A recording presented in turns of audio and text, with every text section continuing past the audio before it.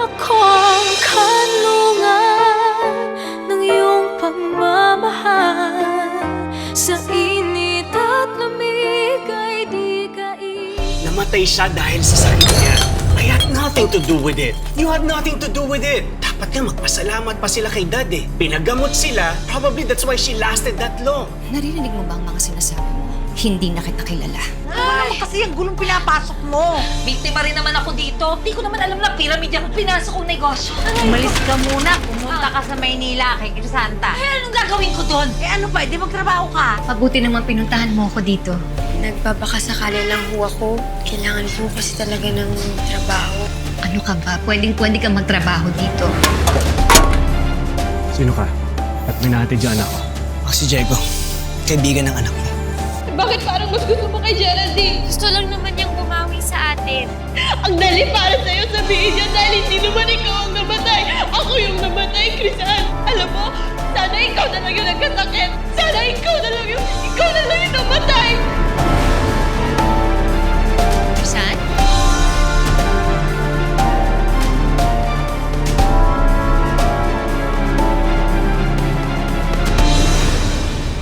Sino kinakausap mo?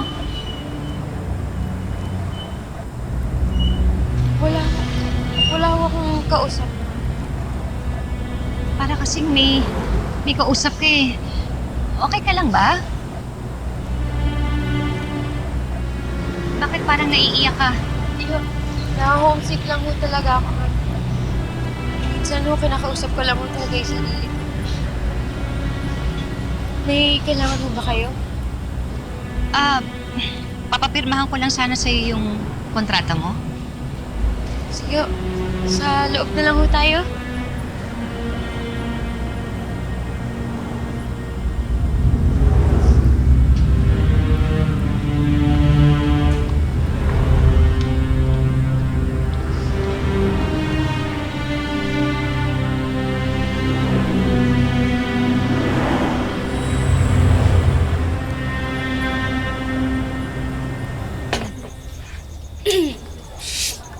Diego, saluhan mo kami kumain. Sasya na po kayo, wala akong gana. May problema ka ba? Eh, baka po nabasted ng nililigawan niya. James, kumain ka na dyan. Diego, sa tinagal-tagal ng pagsasama natin, alam ko kapag may gumugulo sa isip mo. Ano ba yun?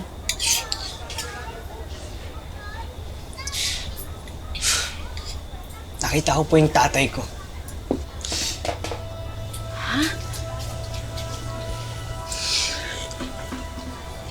Pakilala ka?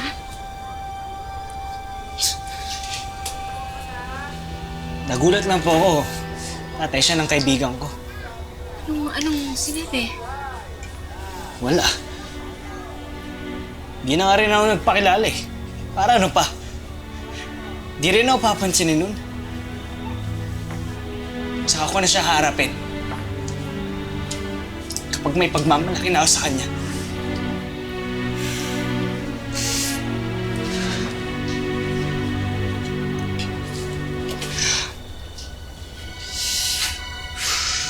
Manang kitang-kita ko talaga. Parang may kinakausap siya. Tapos nung tinanong ko, ang sabi niya sa akin, kinakausap lang daw niya yung sarili niya. Baka nga, ma'am. May mga tao talagang ganun. Manang hindi eh. Alam ni pakiramdam ko parang may mysterious na nangyayari. Kagabi, sabi niyo po, may nakita kayong babae. Wala naman. Tapos ngayon, yung scholar niyo, may kausap. Kahit wala naman. Ano yun? May nagmumulto?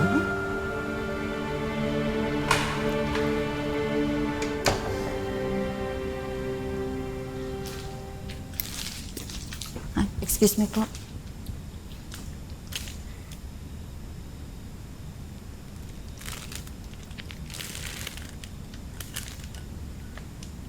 Han, I'm very sorry.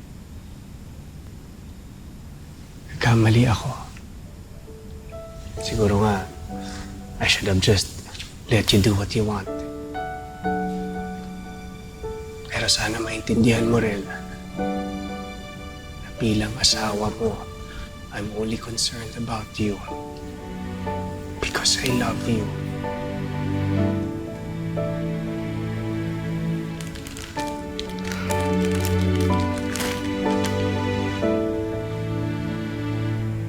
Siguro nga mali ang paraan ko. But believe me, I have the best interest in mind. Geraldine, please forgive me.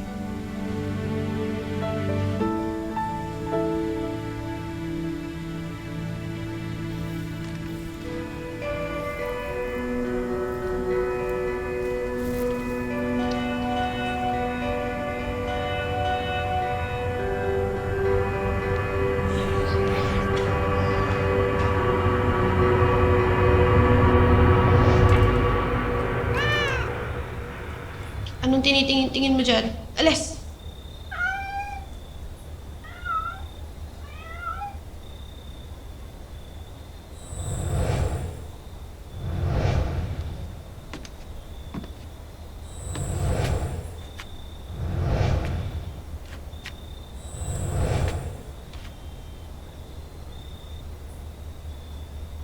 Crisel? Galit ka pa ba sa akin?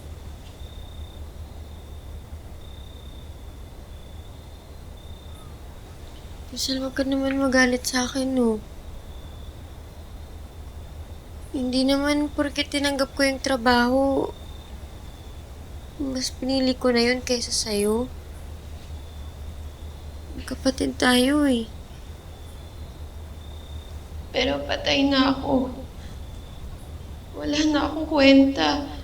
Wala na akong magawa. Kaya siguro mas gusto mo mawala na lang ako.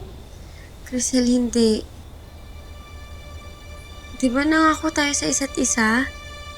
Na walang iwanan? Kaming dalawa, magkaibigan, magkapatid, walang iwanan. Next month!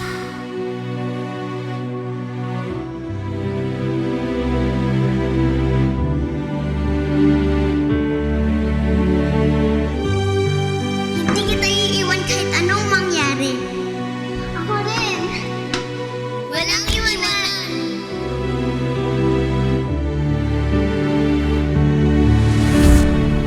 Kapatid tayo, Crisel. Magkakambal. Mahal kita. Pero bakit parang mas gusto mo si Geraldine? Hindi sa ganun. Crisel, malaki lang talaga yung utang na loob ko sa kanya dahil sa mga ginagawa niya para sa akin. At saka naniniwala ako na hindi niya talaga ginustong hindi matuloy ang operasyon mo noon. Kahit na may kaya sila, Crisel, simpleng tao lang siya.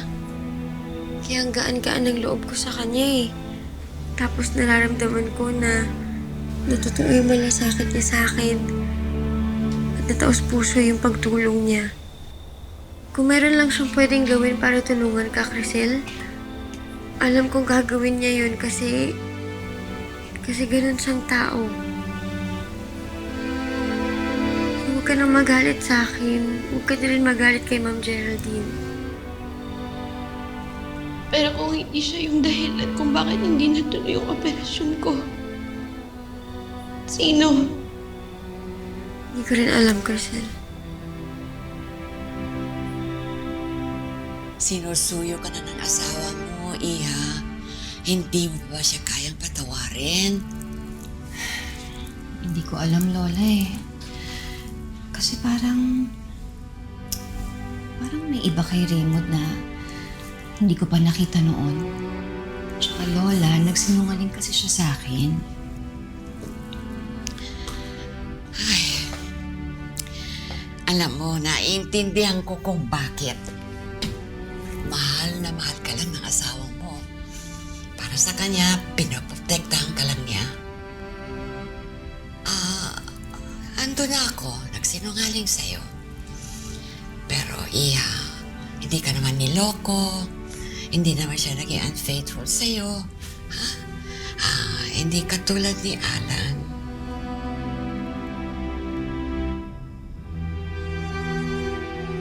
Unless may ibang dahilan kung bakit hindi mo siya kayang patawarin. Hindi ko alam, Lola.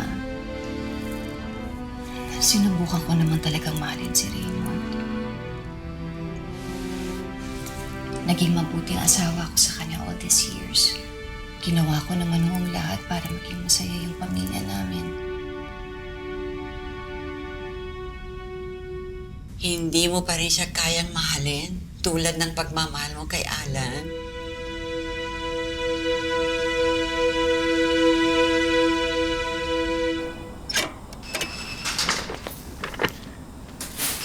Tao po! Jan, anak, pakibukas nga ng pinto.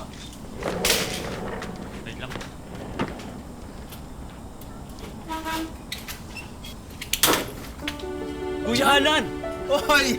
Basta ka na! Kuya Alan! Laki mo na! Kasi takal Nay! Tay! Si Kuya Alan! Anak! Pinikla mo naman kami! Ang sabi, ba't di ka nagpasabi? Eh, syempre gusto ko pa i-surprise eh. Salamat, anak.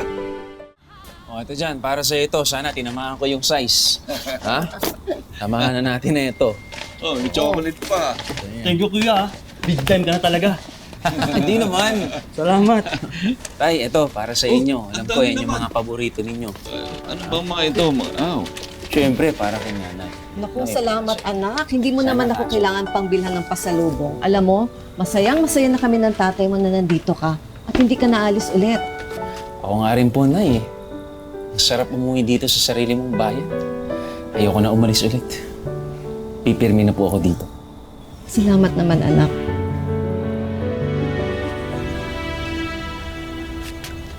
Kuya, totoo bang kapatid mo yung kaibigan mo? James, anong sabi ni Nana Eson sa pakikinig sa usapan na may usapan, ha? Eh, ano naman magagawa ko kung narinig ko? Di ko naman sinasadya eh. Pero kung kapatid mo siya, di mo na siya pwede maging girlfriend. Sino ba nagsabing gusto kong maging girlfriend yun? Eh, ba't ka ba hindi pa nagkakaroon ng girlfriend, kuya? James, ba't ba ang dami mong tanong? Mabuti pa, matulog ka muna. Ano mo, bata-bata mo pa. Girlfriend agad iniisip mo. Mag-aral ka muna kaya. Puro ka girlfriend eh. May girlfriend ka na? Wala. Oh, yun naman pala eh.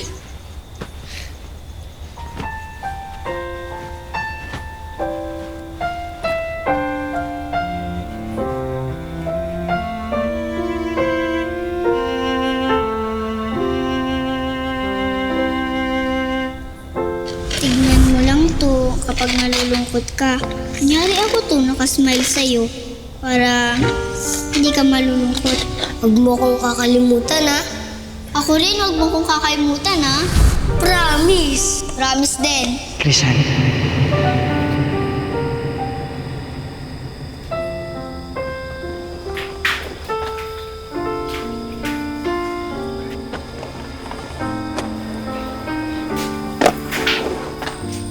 Alam ko kung sinong naaalala mo.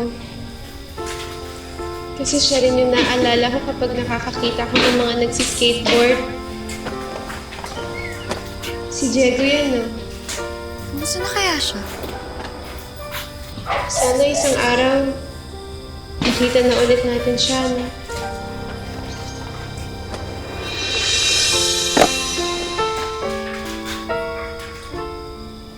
Kain na. Miss ko to, Kain na. ha? Anak, kain na kayo. Sorry naman, yan. Oh, luto ng nanay mo to. Paborito mo yan. Kaya ano naman ang balak mo? Tay, niisip ko po kung magnegosyo na rin po muna ako. Kasi meron po akong kaibigan dun sa Maynila. Binibenta po niya yung negosyo niya. Kaya naisip ko po kung bibilhin ko po o hindi. Sa Maynila, napakalayo naman nun, anak. Oo nga po, Nay. Pero okay na rin po siguro yun para makapagsimula ako ulit. Tay, meron ba kayong balita kay Geraldine? Bakit nagtatanong ka pa? Matagal na nag-asawa ulit si Geraldine. Nakapag-move on na siya, anak. Dapat pati ikaw, nakapag-move on na rin.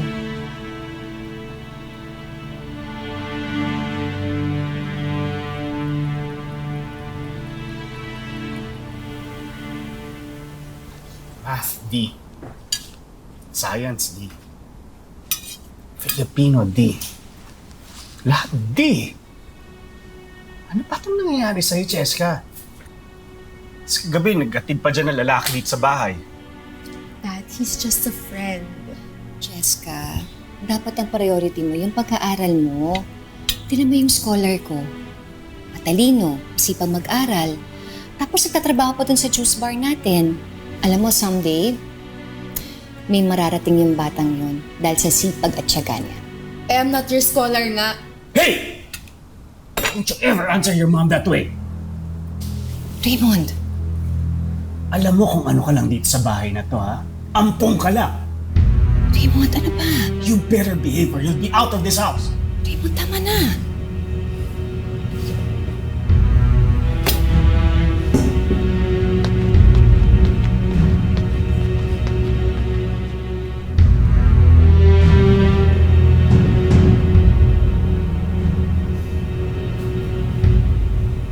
Crisan! Lumabas ka na, dali mo nagkakami sa'yo doon. Sino? Hay nako, Crisan. Hindi ka maniniwala. Tay? Ano ka ba naman, Crisan? Diyos ko naman, kanina pa ako nandito ha. Tanghali ka na ba magising? Ba't ngayon ka lang lumabas? Pasensya na ho, Nay. Anong ginagawa niyo dito? Ay, bakit ayaw mo? Di naman, nagulat lang ho kasi ako. Eh hindi, naisip ko lang kasi na maghanap ng trabaho dito sa Maynila. So habang naghahanap ako, sa'yo muna ako tutuloy. Patay. Ala, pero bawal po yun. Ay bakit? Magsusumbong ka? Subukan mo. Hindi po. Di ba buti? Madali naman pala siyang kausap. Oh, halika na mo, papahinga ako. Wala tayong problema. Dali mo itong gamit ko hang haba ng biyahe ko. Sige na. Oo, anak, sige na, sige na. Aba, ito pa na kwarto mo, ano? Okay naman pala. Oh. Dito na ang bruha. Ayan, ayusin mo yung gamit ko. Lagay mo na sa cabinet, ha? Tapos masahihin mo na rin ako pagkatapos. Totoo ba yung narinig ko? Hindi tunay na anak nila Ma'am at Sir si Jessica? Ngayon mo lang nalaman? Lumang balita na yan? Ah, kaya pala maldita? Ay, naku. Ang sinabi mo? Ay, naku, ma'am. Sorry, wala akong You dare talk about me again! Maliwanag! Opo, ma'am. Oh! Huwag mo sabihin, hindi mo na naman niyaya si Crisan kagabi. Bro, natupi ka na naman. Ano ba Uy, hindi yan? Niyaya ko siya. Kaya lang, hindi na naman daw siya pwede. Yun. It hurts, bro! Mas ka talaga. Hina mo naman, pre. Alam mo, kung gusto mo talaga yung kababata mong yan, ba't di ka magtapat? Sabihin mo, I love you, Crisan. I love you. Hirap pa yun, bro. Gusto ko nga eh. Gusto ko naman gawin yung lahat eh. Alam mo yung gusto ko na ilabas, kaya lang, ewan ko ba, kapag niyaya ko na siya makipag-date, parang napapaurong yung dila ko eh. Tapos, kinakabog yung dibdib ko. Tapos pinapapawisan pa ako ng malamig. Talaga? Walang pa yan? Bago ka nga. Tapos pagka kausap ko naman siya bilang pare ko, okay naman ako. Ang tanong, gusto mo ba habang buhay na lang kayo pare ko eh? Bro, nasa Maynila ka na, bro. Hindi na ubra yung panliligaw mo galing probinsya. Bahala ka. Ikaw rin, maunahan ka.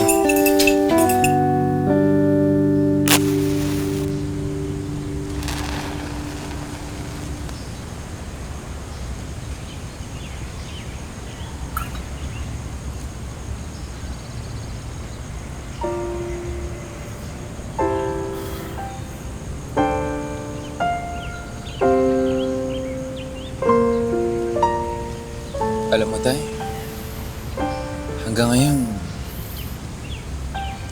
walang araw ang lumipas nang hindi ko naisip ang mga anak ko.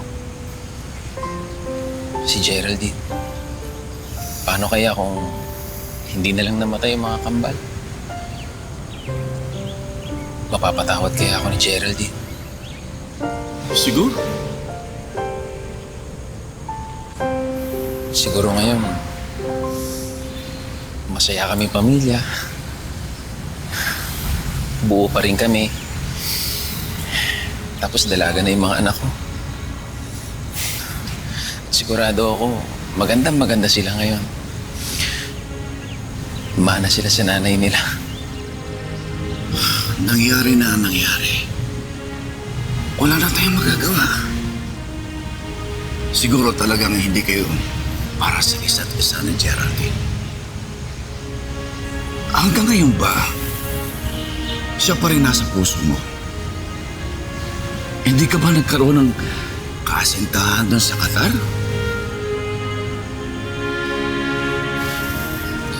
Tay, nagkaroon naman ako ng mga karelasyon dun eh. Pero wala yun. Walang-wala lahat yun kay Geraldine. Alay mo, ngayong nakauwi ka na, baka hanap ka ng babae para sa'yo. Buksan mo lang ang puso mo. Bigyan mo ng pagkakataon ng sarili mo. Mahirap tumanda na nag-iisa. Ha?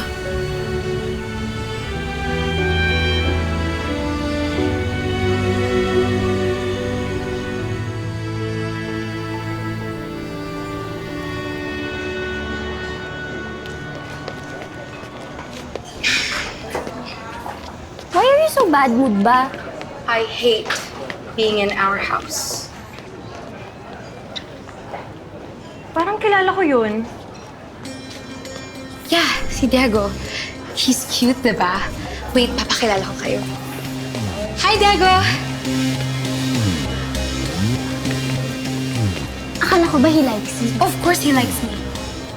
Diego! Diego! Do you want to hang out after class? At my house, watch a movie or something, or series. Sensya na may lakad ako eh. Next pala. Diego, wait!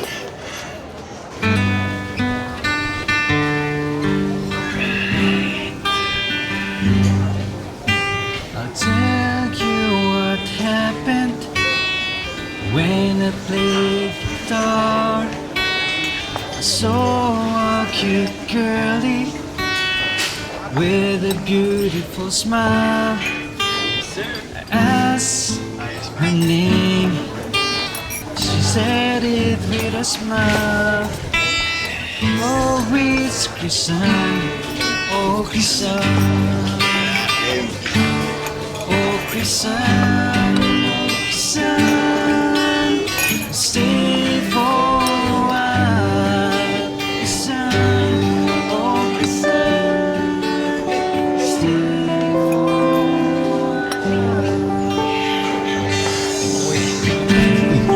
Ayan yung pare ko yun, bro. Kakataon mo ito, bro. Walang brad. Baka matorte ka na naman, ha? Pare Koy! Pwede bang makiupo? Uy! Pustahan tayo. Walang masasabi yan si Makoy. Kain tayo. Sige lang. Pare Koy, busy ka pa ba? Tsaka may gagawin ka pa? Kasi may gusto sana akong sabihin sa'yo. Okay lang naman, pare Koy. Ba't parang seryoso mo yata ngayon ah? Hindi naman. Pare Koy, matagal ko na kasing gusto sabihin sa'yo ito. Uy! Pare Koy, pasensya ka na kasi kailangan namin tapusin yung assignment namin eh. Mamaya na lang, ha?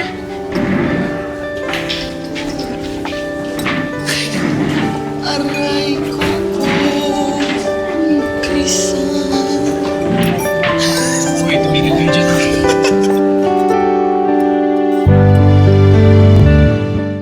Bro, hindi ka lang torpe, bro. Saksakan ka ng katorpehan, bro. Mental block ako Dito eh. yun, oh. Mental block ako, hindi ko ano sasabihin ko. Mental block. Alam mo, alam mo may solusyon dyan. Diba?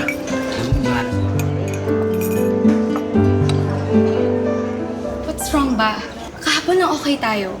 And now you're avoiding me na. Buti pa sana iwasan natin yung isa't isa. Why? Did I do anything wrong?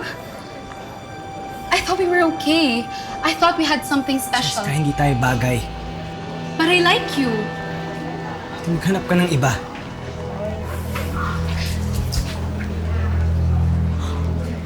Oh, rejected. Oh, I thought we had something special. Di pa kasi ako nakakatikim ng ganito eh. Sigurado ba kayo, effective talaga to? Bro, promise. Effective daw.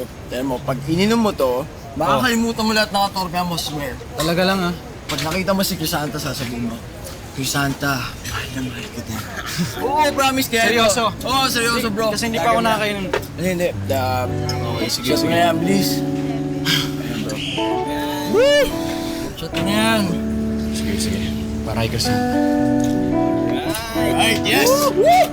Nice. Ano kaya si Makoy? Ano kaya sabihin niya sa akin dapat kanina? Malamang magtatapat.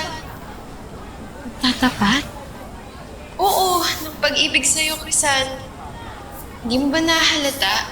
Matagal lang may gusto sa'yo si Makoy. Listen, ilang beses ko bang sasabihin sa'yo? Hindi nga ganun yung tingin ko kay Makoy. Magpare-koy kami nun eh. Para sa'yo. Para sa kanya. Bakit? Ayaw mo ba kay Makoy? Naman sa ganun, pero hindi ko talaga siya kaya isipin na ganun kasi mula pagkabata ko magkasama kami. Ano bang gusto mo? Makakita ka ng isang lalaki tapos bigla na lang mahuhulog yung puso mo?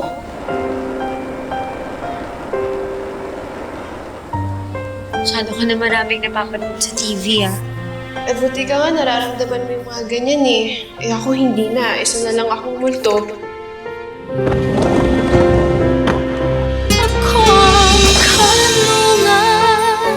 Ng iyong pagmamahal sa init at lamig ay di ka iiwanan. Ang mga bituin gagawin kong ilaw ng lalong magningning. Pag-ibig kong sa'yo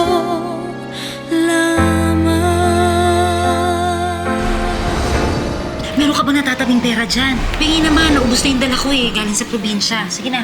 Boss Alan, nandito na po yung sinasabi ko sa inyo gustong mag-apply ng kahera. Si Teresa po. Hindi mo pa kayang humawak ng mga bagay? Paggalit ako pero hindi kapag gusto ko lang.